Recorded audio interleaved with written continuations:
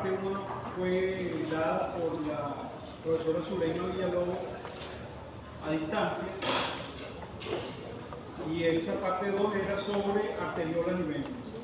Y hoy vamos a hablar sobre capilares y circulación linfática. El jueves van a comenzar las clases de fisiología renal. Las clases respiratorias las vamos a dar después. Necesitamos adelantar las clases de renal porque vamos a tener la práctica dentro de 2 días. Y faltan 2 clases todavía de control cardiovascular que vamos a ver si las damos justo antes de las clases de respiratoria. ¿De acuerdo? Bien. Entonces, como ustedes habían visto con la profesora Villalobos, la red microcirculatoria, yo también se lo he dicho igualmente, es la red que acopla la circulación arterial con la circulación venosa. Y esa red microcirculatoria fue predicha por William Harvey, como ustedes saben, el padre de la fisiología cardiovascular, pero solamente eso, predicha, porque él no sabía, no tenía microscopio para comprobar si efectivamente las arterias estaban comunicadas con los venas. Entonces él infirió que tenían que ser de esa manera por un momento de cálculo que hizo. Y luego, 30 años después, Malpighi pudo, a través de los microscopios ópticos que se habían construido para ese momento, uno de los cuales era de Galileo, otro de Jung, etc., de Brown, él pudo constatar que efectivamente había una pequeña red de vasos de diversos tipos, pero de pequeño calibre, que se ha venido denominando desde ese entonces red microcirculatoria.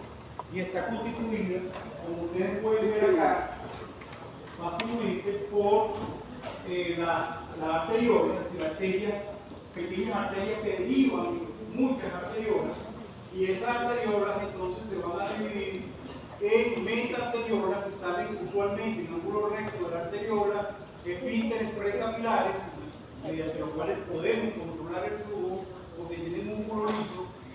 Tenemos también entonces los capilares verdaderos, a través de los cuales se produce el intercambio de sustancias con los tejidos. Cuando hablo de sustancias estoy hablando de gases, oxígeno, CO2, de glucosa y de otros nutrientes. Es decir, de muchísimas sustancias que se intercambian a través de los capilares. Y también tenemos capilares preferenciales, que son como unos bypass, en los cuales no hay intercambio, sino que permiten el flujo desde la arteriola hacia la vena. Por supuesto, también tenemos otros bypass ya de mayor calibre, que los capilares preferenciales, que son la anastomosis arteriovenosa o CHUM, como también se le denomina, o bypass.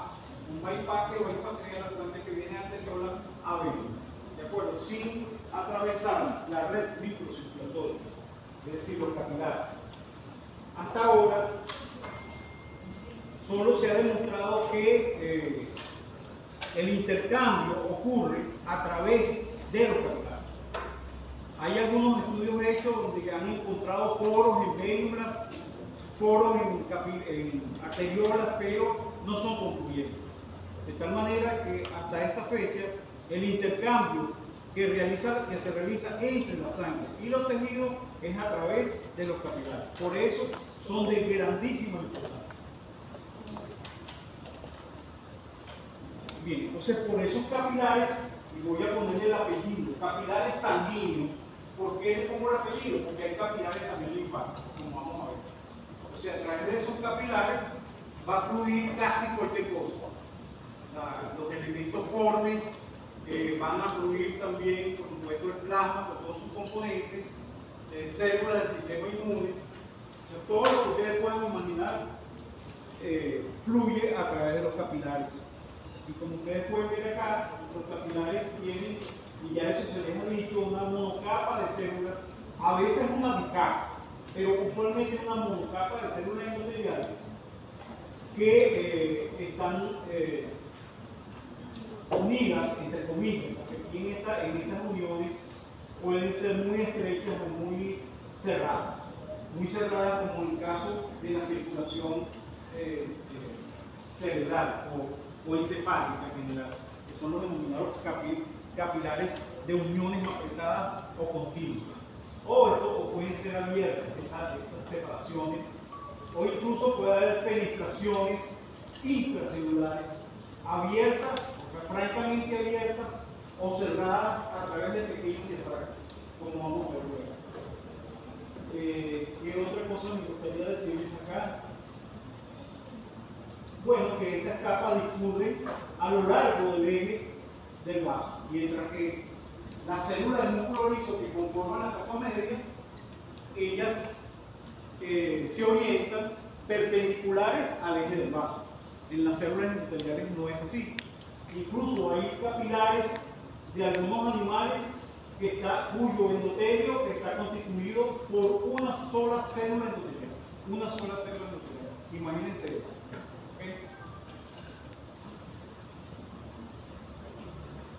Bien, por supuesto, también aquí es importante señalar el papel del microcardio, que es un polisacárido que recubre la parte interna de los capilares sanguíneos y que contribuye a disminuir la fricción y que además tiene una participación importante en la actividad del sistema inmune. Bien, el otro aspecto que nosotros vamos a tocar acá, el otro tópico, digámoslo de esa manera, es la circulación linfática.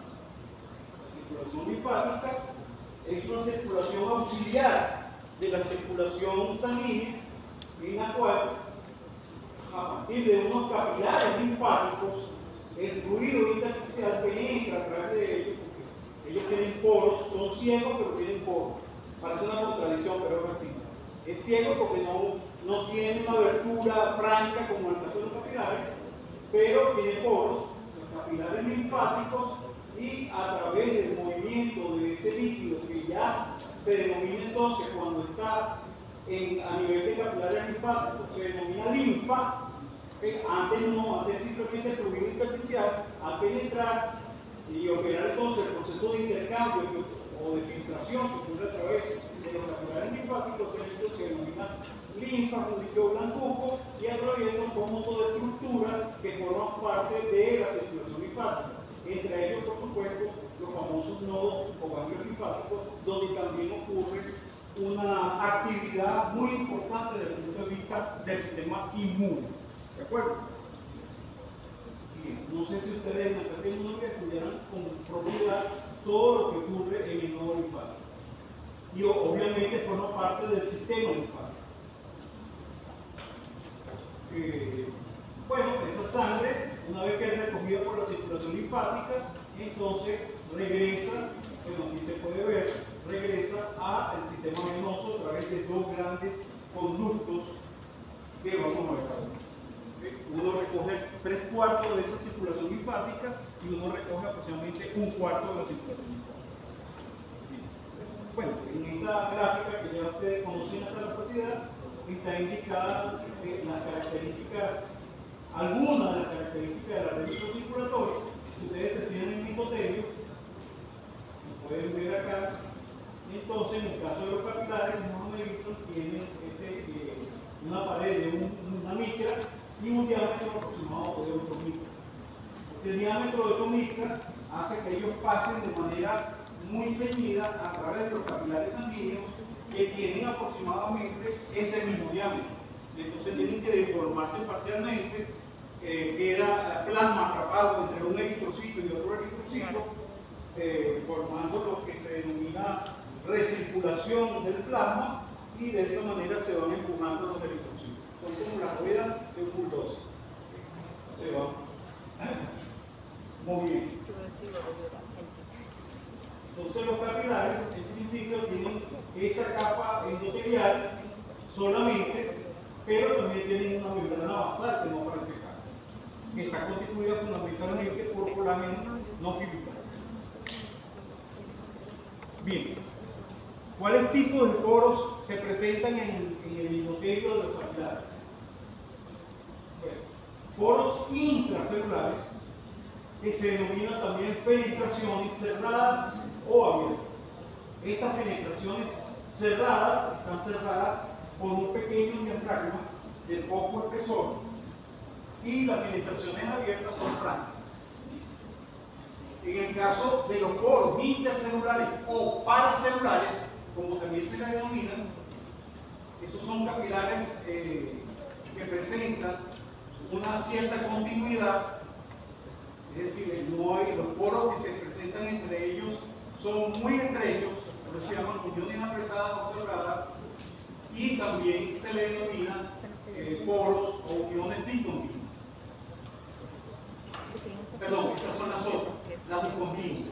O sea, las fenestraciones, las fenestraciones blancas, estos son los poros intercelulares que pueden ser clasificados en continuos o discontinuos cuando hay una separación franca entre esos capilares. Cuando no la hay, es que se denominan uniones apretadas o cerradas.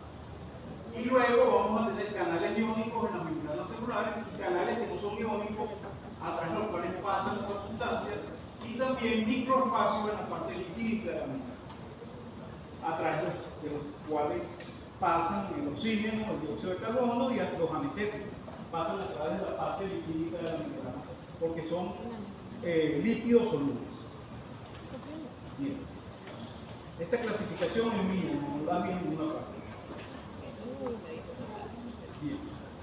Entonces, vamos a pensar lo que hemos dicho. Capilares continuos. ¿Qué caracterizan los capilares continuos? Bueno, que tienen poros intercelulares, como se puede ver acá, que pueden ser de bajo espesor endotelial o de ancho espesor endotelial. ¿Okay? Y estos son uniones continuas muy estrechas, características, por ejemplo, del sistema nervioso. Luego podemos tener, si vamos abajo a la última, discontinuos, también son poros intercelulares, igual que estos, pero que están francamente abiertos. El diámetro es muchísimo mayor que este que están acá. ¿Okay? Entonces puede ser también de endotelio bajo o de endotelio alto. Y finalmente, las fenestraciones, que son poros intracelulares, pueden ser cerradas a través de pequeños diafragmas, como se puede ver acá, o pueden ser fenestraciones francamente abiertas. ¿Alguna pregunta hasta acá? Profe, Sí. no entendí bien la diferencia entre poros intercelulares y paracelulares. O sea, los poros intracelulares son las fenestraciones. Eso está en el endotelio de la célula endotelial.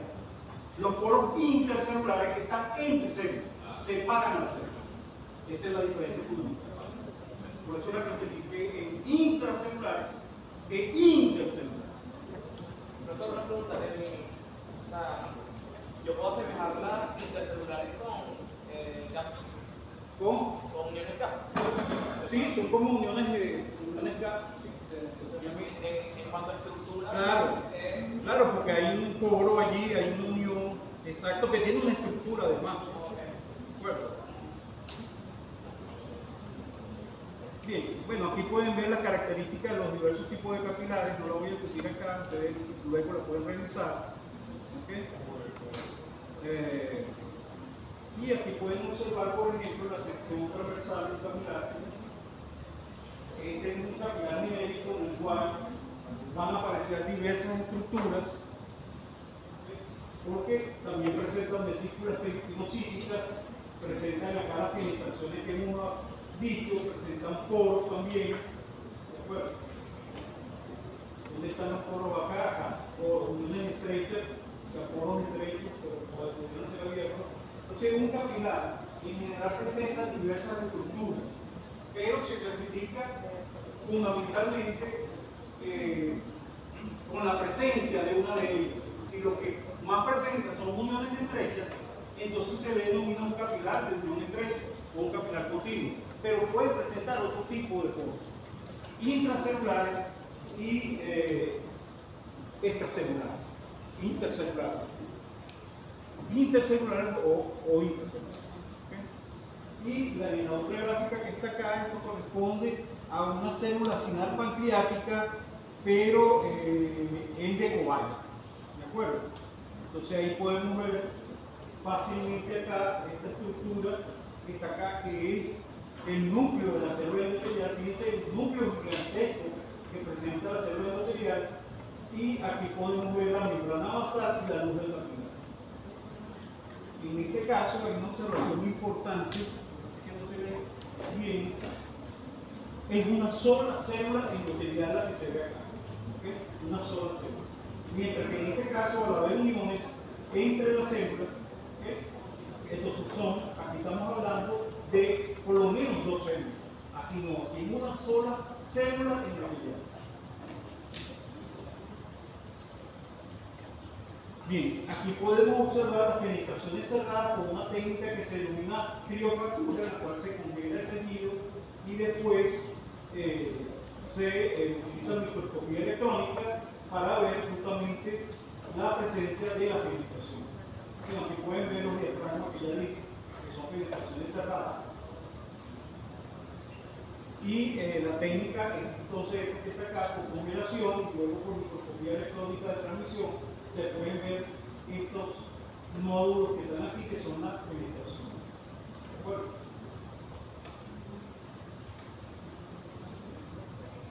Bueno, los capilares también tienen células de soporte, como ustedes saben. Entonces tienen acá los podocitos, tienen acá los astrocitos, tienen los pericitos en general. Y en este caso tenemos un capilar de glomerular renal.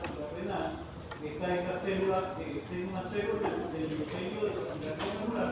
Aquí pueden ver la membrana basal y aquí pueden ver los podocitos abajo, la cápsula de oro. O sea, hay una filtración, absorción de sustancias desde la luz del capilar renal hacia la cápsula de oro. Bien, entonces, ya nosotros habíamos dicho que tenemos poros intracelulares y tenemos también la membrana celular, que también tiene sus propias estructuras a través de las cuales también ocurre movimiento de sustancias. ¿Okay? Es decir, que estamos hablando de tres tipos de estructuras a través de los cuales va a ocurrir transporte. Una clasificación sencilla sería decir que a través de los poros intracelulares ocurre filtración, absorción. A través de los poros intercelulares ocurre filtración, absorción también. Y a través de la membrana celular, la parte lipídica, canales iónicos proteicos, transportadores, otros tipos de canales que no son iónicos, vesículas, ocurre difusión, transporte activo y transporte activo primario y secundario, y ocurre también la micropinocitosis o pinocitosis.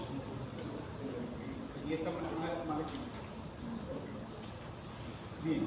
En el caso, por ejemplo, de los capilares que presentan uniones apretadas, como el típico de la circulación del tejido encefálico, fíjense, aquí se muestra dos células endoteliales unidas por todo un conjunto de barreras de filtración. Es decir, que ese poro intercelular, en este caso apretado, no es franco, sino que presenta barreras a través del cual van a pasar las diversas sustancias. Aparece como una malla. Y entonces en esa malla forman parte importante de las denominadas claudinas y oclaudinas, como ustedes pueden ver aquí, a través de los cuales pasa agua o a través de otros poros donde pasan además del agua solutos polares. Entonces la citosía, y además aparece acá glucocales, ¿no? Que son estas barritas que son acá. Es decir, no es tan sencillo, no es un paso franco, a pesar, franco entre comillas, porque son uniones apretadas, pero uno puede suponer que a nivel microscópico eso es franco, viene la sustancia y pasa por ahí y no presenta obstáculos, no, para nada, es una barrera que hay allí. ¿Está claro lo que estoy diciendo?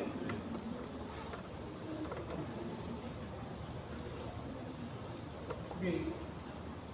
Y obviamente ocurre el transporte de agua a través de esos poros y a través de la propia membrana celular por diversos mecanismos. El transporte paracelular, es decir, de poros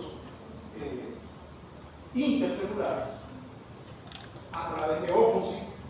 Recuerden que la ósmosis transporte de sustancias desde un lugar donde hay menos concentración de soluto o más concentración de soluto, es decir, mayor concentración de agua a menor concentración de agua, es la ósmosis al revés de la difusión. Y las recursos solventes, es decir, un soluto pasa sodio rodeado de agua, o sea, unido con agua a través de interacciones electrostáticas, y el agua entonces pasa unida al sodio o al potasio, etc. Pero también puede pasar por canales propiamente de agua que están en las membranas celulares, conocidas con el nombre de aguapoinas, y fundamentalmente pasa por difusión facilitada y a través del mecanismo de las claudinas y óculos. Bien. Entonces, la situación que nosotros tenemos es la siguiente. Una membrana celular del endotelio, claro, esto es válido similar para cualquier membrana, pero fíjense que tenemos sitios por donde pasan sodio, potasio, cloro, iones, agua, glucosa, que pasan pequeñas sustancias insolubles en líquido, pasan a través de esos canales. Después unas pasan por la parte lipídica de la membrana, es decir, sustancias líquidos solubles como el oxígeno, el dióxido de carbono anestésico, y hay otras, las proteínas intentan pasar a través de ciertos canales, algunas pasan, otras no pasan, otras simplemente, por eso la flechita se curva acá, porque presentan reflexión a ciertas proteínas. Y aquí podemos ver los porcentajes típicos de cada uno de esos mecanismos. ¿Okay? Transporte activo primario. Claro, porque aquí no está, en el de la izquierda, no está el transporte activo primario, ni el transporte activo secundario, ni, por ejemplo, y en la torta de la derecha sí está puesta incluso los porcentajes característicos. Bueno, no están los porcentajes, están los mecanismos, pero más detallados. Sería bueno completarlo con los porcentajes típicos, pero eso depende del tipo de célula, evidentemente, es difícil. ¿Okay? Y aquí podemos ver una tabla del Van der Sherman-Luciano, que es muy interesante, en el cual aparece la difusión, bien sea a través de la capa lipídica o bicapa lipídica, a través de los canales proteicos, la difusión facilitada, el transporte activo primario, el transporte activo secundario, y aquí están algunas características importantes, por ejemplo, la dirección del flujo, el equilibrio en el estado estacionario, el uso de la parte de proteína integral, la parte de la membrana que está constituida por proteínas integrales, y así sucesivamente. ¿Okay? Es un momento importante cuando uno quiere analizar el flujo de sustancia a través de la membrana de la célula endotelial. Okay. Entonces, ¿cuál es la permeabilidad relativa que presentan los capilares del músculo esquelético en este caso? No tengo exactamente qué tipo de músculo esquelético es y está específico, tengo que completarlo, pero lo que nos interesa es que aquí aparece la sustancia que pasa a través del músculo, del capilar del músculo, el peso molecular de la sustancia y la permeabilidad relativa. Entonces podemos ver que el agua tiene una permeabilidad relativa máxima de 1 relativo por supuesto, y luego viene la albúmina que tiene una permeabilidad relativa del mínimo una décima, centésima, milésima, 10 milésima parte de la permeabilidad del agua. Si la albúmina es difícil que pase a través de los capilares del músculo. ¿De acuerdo? ¿A qué se denomina la permeabilidad? ¿A qué se conoce como el término de permeabilidad? ¿Qué son opiniones? ¿Qué es permeabilidad? Exacto, esa es una buena definición de permeabilidad, pero ¿cómo se cuantifica la permeabilidad?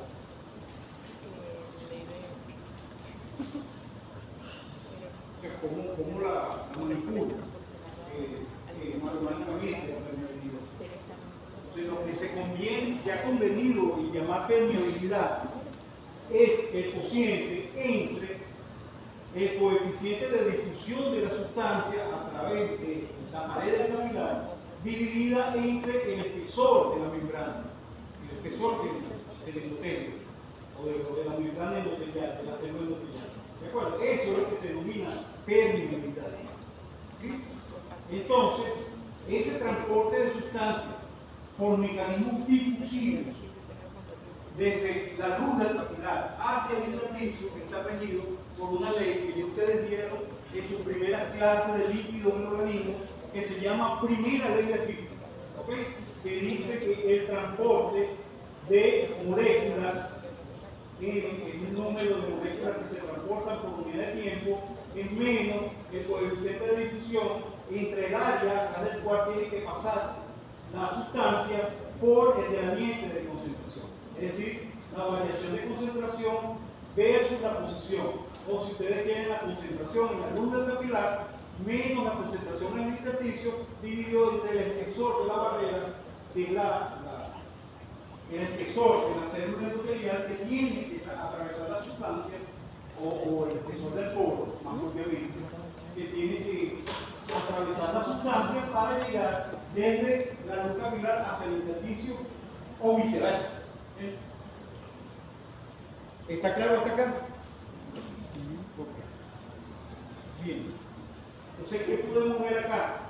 Bueno, podemos ver diversas sustancias como la urea hasta la alfa-2 macroglobulina, su peso molecular, su constante de difusión, el espesor A, que es el radio molecular efectivo de la sustancia, y la permeabilidad de entre delta X, que es expresado en centímetros sobre segundo para capilares no fenestrados y uniones apretadas.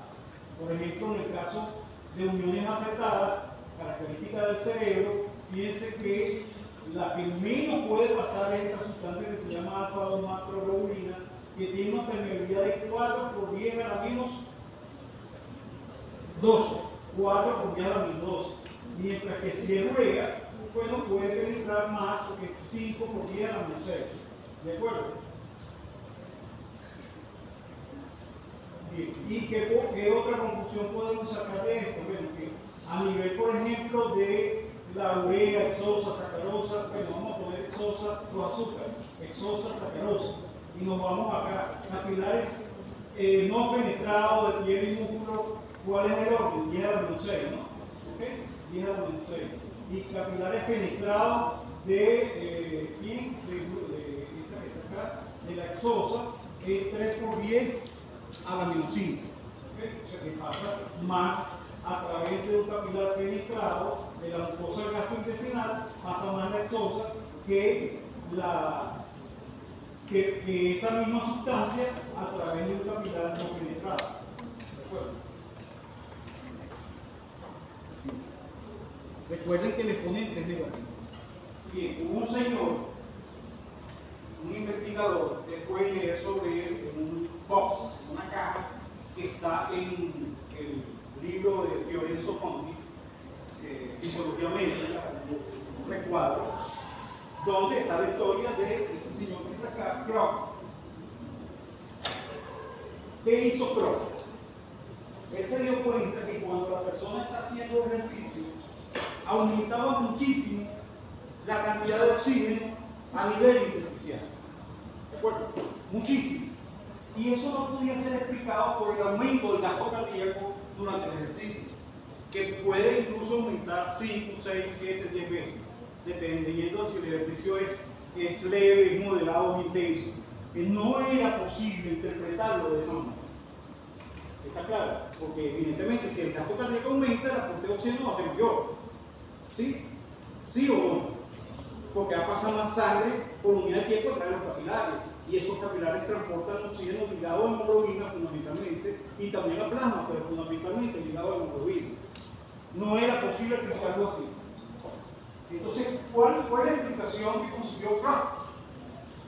Bueno, que lo que pasa es que cuando un sujeto está en reposo, el número de capilares es un cierto valor. O sea, los capilares que perfunden a un tejido, digamos, muscular, la piel.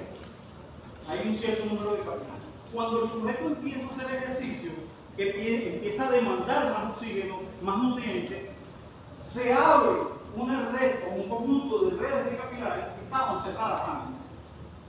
Es decir, que nosotros tenemos en cualquier instante de tiempo más capilares que los que están abiertos. Entonces, por eso es que se habla de redes microcirculatorias, o de redes capilares abiertas y cerradas.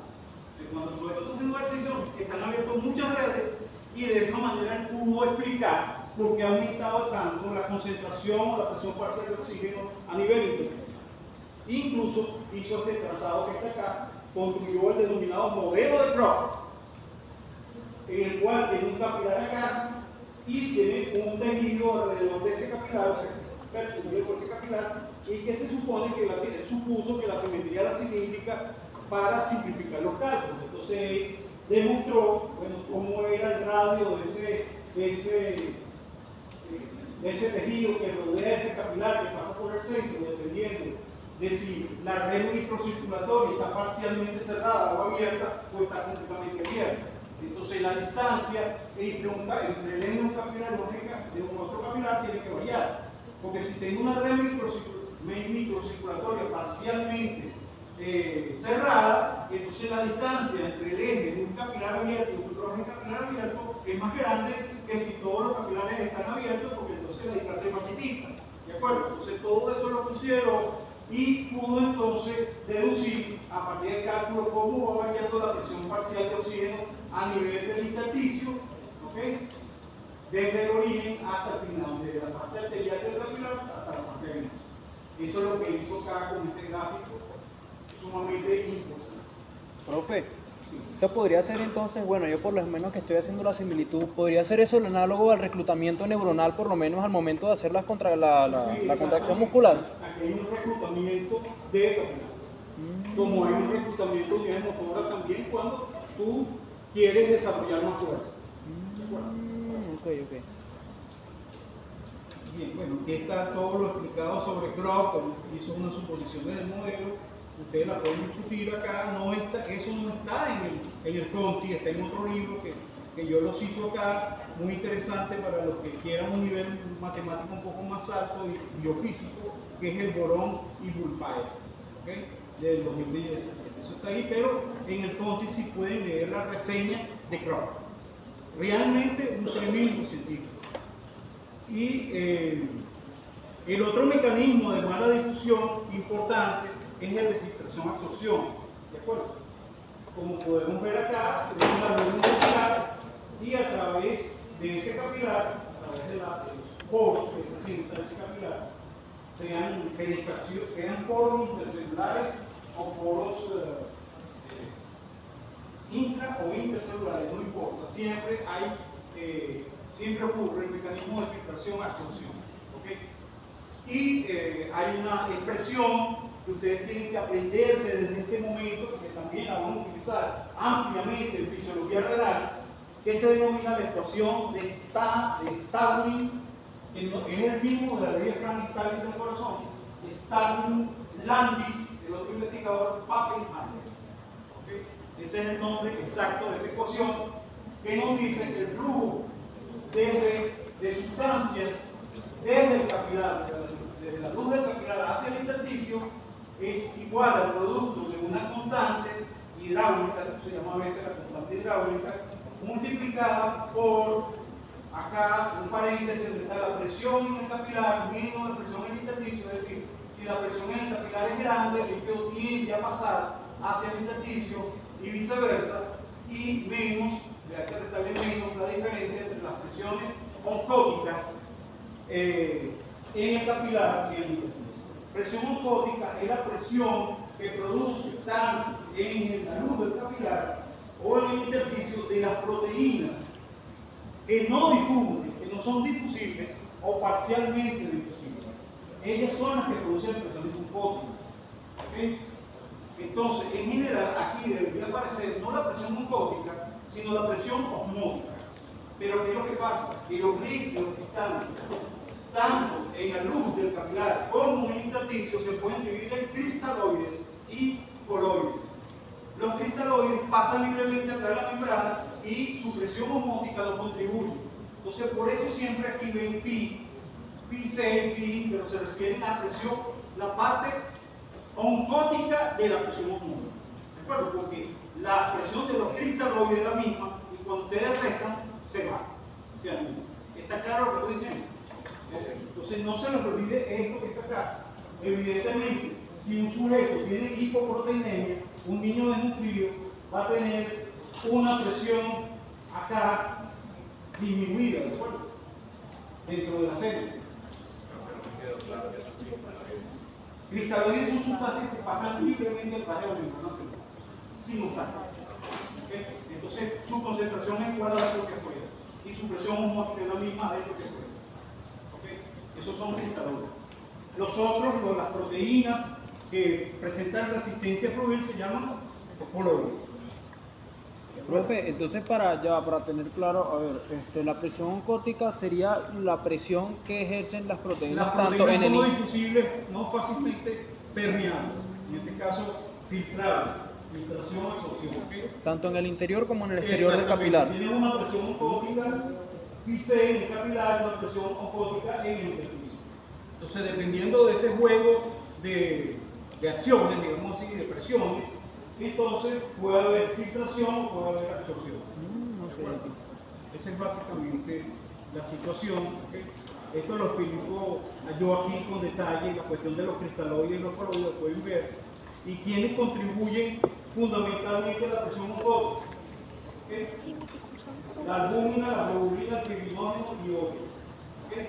Entonces, el 72% de esa presión oncótica es producida por la albúmina.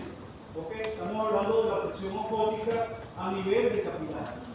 Y luego tenemos globulina, 7%, fibrinógeno, 0,8%, otro 20%, esto da 100%.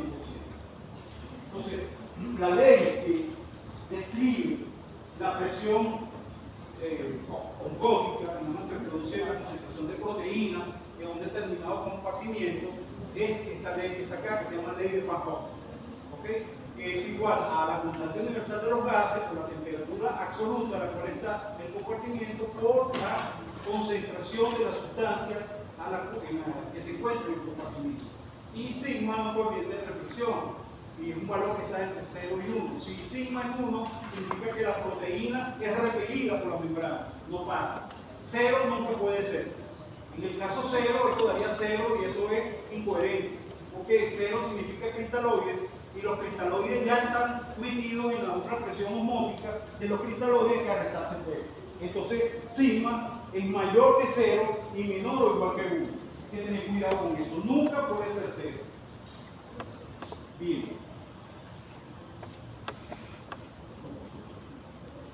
Pero uno de nuestros profesores, este señor que está acá, Armando Soto Rivera, que fue incluso ministro de Sanidad en 1969, profesor de esta cátedra, contribuyó grandemente a dilucidar los mecanismos de la microcirculación, trabajando, vamos a ver si lo tengo por acá, trabajando con este señor que está acá, Pappenheimer. Este libro cita este artículo donde está Pappenheimer y Soto Rivera A, profesor de esta cátedra. Bien. Entonces aquí ustedes pueden ver, pueden ejercitarse qué pasa con la ecuación famosa de Starling, Landis, Pappenheimer, ¿no? Para diversos valores, por ejemplo, la presión hidrostática en el capilar es 30 milímetros de mercurio magnético, la presión, donde tenemos la presión hidrostática en el intersticio,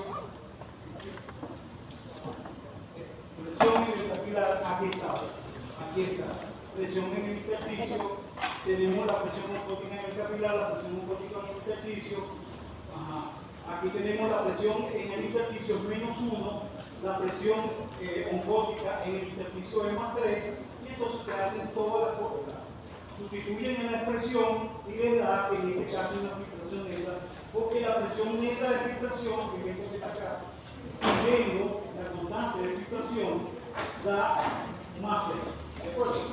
Y la otra a menos 5. Entonces, en este capilar va a haber una filtración neta y en este capilar va a haber una absorción neta. O en el mismo capilar, cuando se presentan estos valores va a haber filtración neta y cuando se presentan estos valores va a haber absorción neta. Bien. Esto es básicamente lo mismo para que se ejercite. ¿Okay? Bien. Por favor, les voy a agradecer una cosa. Si ustedes tienen, ¿qué hora es? Si ustedes tienen que estar a las 2:40 en otra clase, no vengan a la clase, porque me perturban completamente y los perturban a ustedes. No tiene ningún sentido, absolutamente ningún sentido. Entonces, por favor, se lo agradezco. O sea, no vengan. O sea, usted no se imagina lo que me perturba a mí, estudiantes saliendo del auditorio. Y a cualquiera de ustedes que esté parado aquí.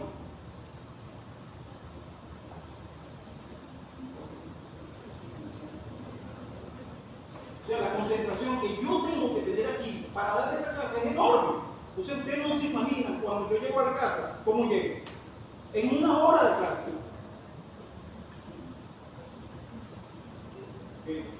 Bien, esto es más de lo mismo, no lo voy a discutir acá, ustedes lo discuten. Bien. Lo que sí me interesa decirles es que si ustedes tienen un capilar no promedio, o sea, no propio de opinión, entonces, ¿qué consiguen ustedes? Que si ustedes representan la presión en el capilar, presión hidrostática ya va cayendo a lo largo del capilar. ¿Por qué cae esa presión hidrostática, la P, a lo largo del capilar? ¿Por qué se cae? O sea, ¿qué ley debemos usar para explicar que esa presión se caiga? Desde el lado venoso, arterial del capilar hasta el lado venoso. O sea, ¿qué ley predice la caída de la presión? La ley de Hagen-Poisson. ¿Okay? La ley de Poisson es la que te dice que si contiene un vaso, a lo largo del vaso la presión se va cayendo por pérdida de energía. ¿Okay? Eso es lo que pasa acá. Y después aquí tiene una presión osmótica a nivel del capilar, que es básica, fundamentalmente 25 milímetros de mercurio. Eso no varía. En el caso de un capilar glomerular, que sí varía la presión osmótica, la presión hidrostática se mantiene constante, o sea, se comporta diferente de un capilar glomerular de un capilar no glomerular. Bueno, muy diferente. Bien. Me lo voy a saltar. Entonces, ¿qué vamos a tener acá?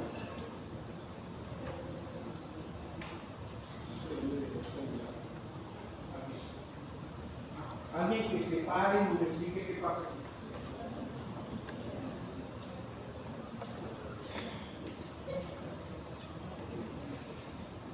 ¿Qué es eso? Usted tiene la clase, yo se la envié cuando esta mañana. No, esta mañana, pero fue a primera hora de la mañana, a las 7 de la mañana. Estaba yo despierto, que no estaba en la casa. Entonces ustedes seguramente no entienden. O sea, un profesor a las 7 de la mañana levantado desde las 5 porque se tuvo que tomar una pastilla para poder dormir después que llegó de aquí al día anterior, se levanta a las 5 a preparar una clase a mejorar. Pero eso es lo que nosotros hacemos. Hace la profesora, lo hago yo.